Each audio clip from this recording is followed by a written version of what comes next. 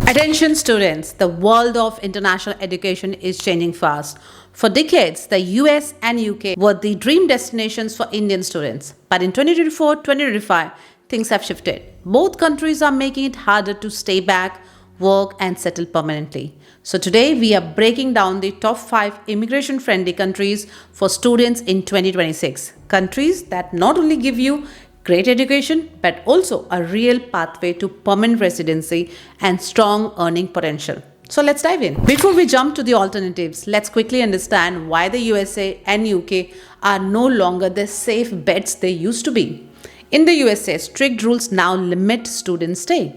You can just stay for 30 days after finishing your course to leave. Program changes are restricted and the cost of H-1B visa has skyrocketed recently, up to $100,000 per year. That makes companies hesitate to hire international graduates. The result, Indian student arrival dropped nearly 50% in 2025 compared to the previous year. In the UK, things aren't much better. The government is proposing to cut the graduate route visa from 2 years to just 18 months. And there are discussions about doubling the PR timelines from 5 years to 10 years. On top of that, most students can no longer bring dependents unless it's a research-based course or a PhD. Bottom line, both US and UK are signaling that they want to reduce net migration and prioritize the local talent. So where should students look instead? Let's explore the top 5 alternatives. Starting with number 1, Germany, the clear winner. Germany tops the list and here's why. Number 1, free education at public universities, saving you $50,000 compared to studying in the US or the UK. Number 2, fastest path to PR, just 2.8 years through the EU Blue Card.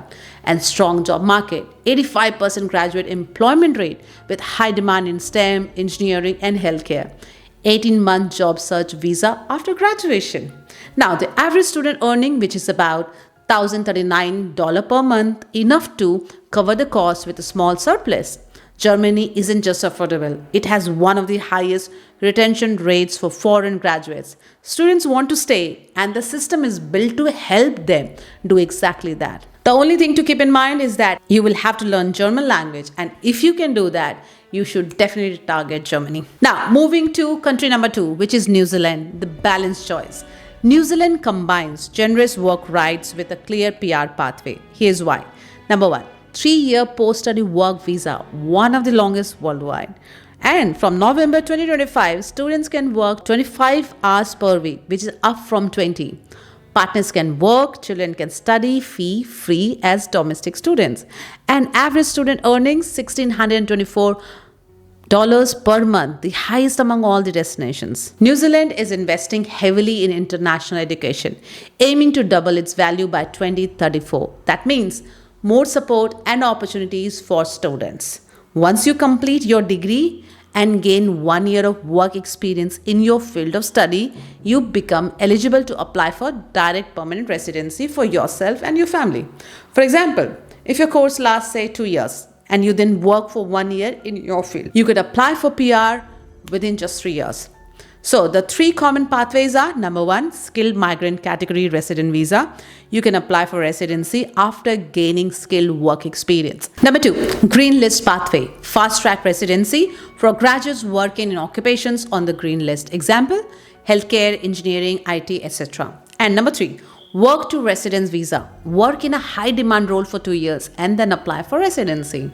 Now moving to country number 3, which is Canada, the reliable option.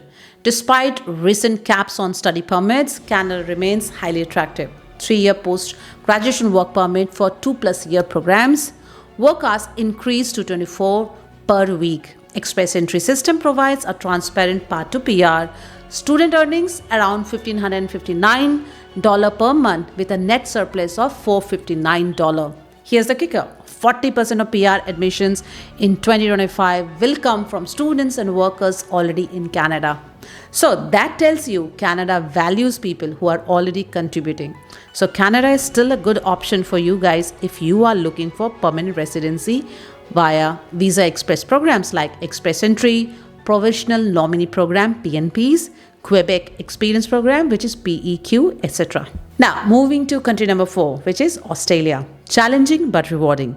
Australia has tightened rules recently, higher English requirements, higher financial proof, and an age limit of 35 for graduate visas. But it's still on the list because strong earning potential, around $1,559 per month while studying, 2-year post-study work visa for most graduates, 80% graduate employment rate.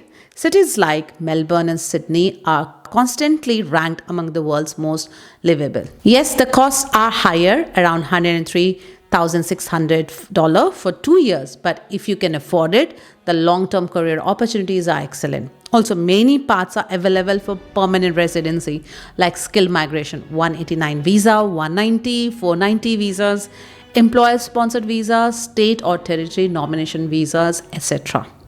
Moving to the last country, which is Netherlands, the European gateway. Finally, we have the Netherlands, a rising destination within Europe. 1-year search-year visa lets you stay after graduation to find a job. High wages for student jobs like $17 per hour. EU access. Once you get a Dutch residency, you can work across the EU.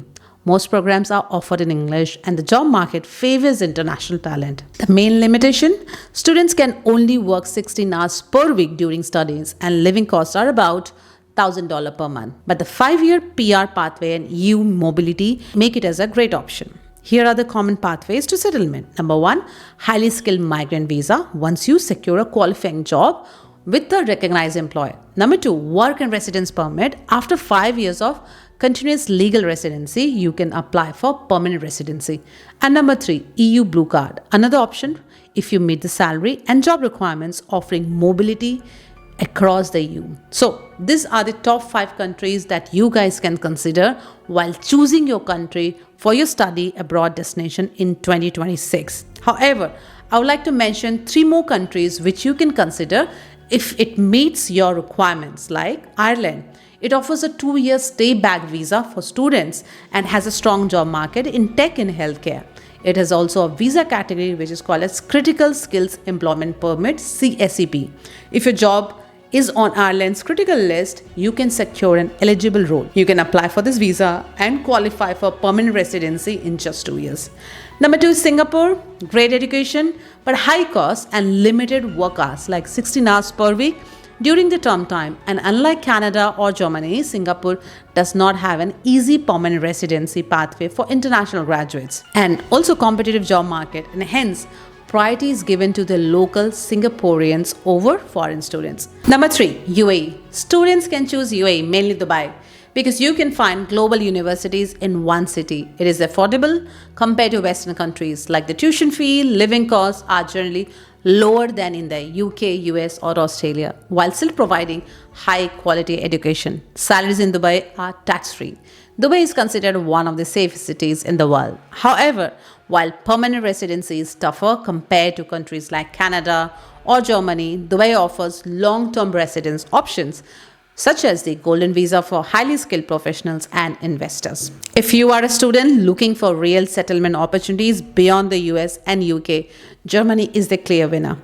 Affordable, fast PR and strong job prospects, but you still have to learn German language. New Zealand and Canada remain excellent balance options, while Australia and Netherlands provide long-term career. Netherlands provide great long-term career potential despite some policy tightening.